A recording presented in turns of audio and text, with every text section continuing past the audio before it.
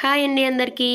ఈరోజు మా బాబు స్కూల్ నుంచి వచ్చేసరికి మిల్ మేకర్ పకోడీ చేసి ఉంచమని చెప్పాడు. ఇప్పుడు దాని ప్రాసెస్ చూసేద్దాం రండి.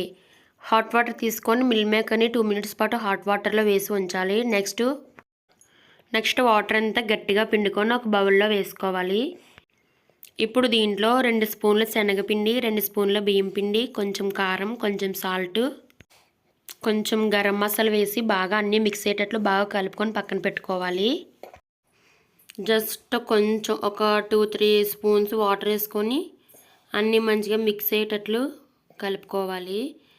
నెక్స్ట్ ప్యాన్ తీసుకొని డీప్ ఫ్రైకి సరిపడగా ఆయిల్ వేసుకొని ఆయిల్ బాగా హీట్ అయిన తర్వాత మనం ముందుగా కలిపి పెట్టుకున్నాం కదా ఈ మిల్ మేకర్ని దీంట్లో యాడ్ చేసి అటు ఇటు తిప్పుకుంటూ మంచిగా బ్రౌన్ కలర్ వచ్చేలాగా ఫ్రై చేయాలి. లో ఫ్లేమ్లో పెట్టకండి. లో ఫ్లేమ్లో పెడితే ఆయిల్ పీల్చేస్తాయి, అలాగనే హై ఫ్లేమ్లో పెడితే మాడిపోతాయి. మీడియం ఫ్లేమ్లో పెట్టుకొని అటు ఇటు తిప్పుకుంటూ మంచిగా దోరగా వచ్చే వరకు బాగా వేయించాలి. మా బాబు రోజు స్కూల్కి వెళ్ళి సాయంత్రం ఇంటికి వచ్చేసరికి నేను ఏదో ఒకటి చేసి ఉంచడం వల్ల వాడు చాలా హ్యాపీగా ఫీల్ అవుతున్నాడు. వాళ్ళకి ఏమైతే కావాలో అవి మనం బయట షాప్లో నుంచి తీసుకురాకుండా మన చేతుల మీద మనమే వండితే వాళ్ళు ఇంకా హ్యాపీగా ఫీల్ అవుతారు. ఒకసారి ఇలా ట్రై చేయండి.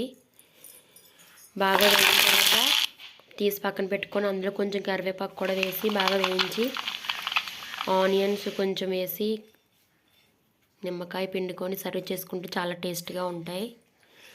ఒకసారి ట్రై చేయండి. Thank you for watching. వీడియోని లైక్ చేసి సబ్స్క్రైబ్ చేసుకోండి. మా వీడియోస్ చూడడం వల్ల లైక్ చేయడం వల్ల ఇంకా హ్యాపీగా ఫీల్ అవుతామండి. లైక్ చేయడం వల్ల కొంచెం సపోర్ట్గా ఉంటుంది. ప్లీజ్ లైక్ చేయండి. Thank you for watching. Bye bye.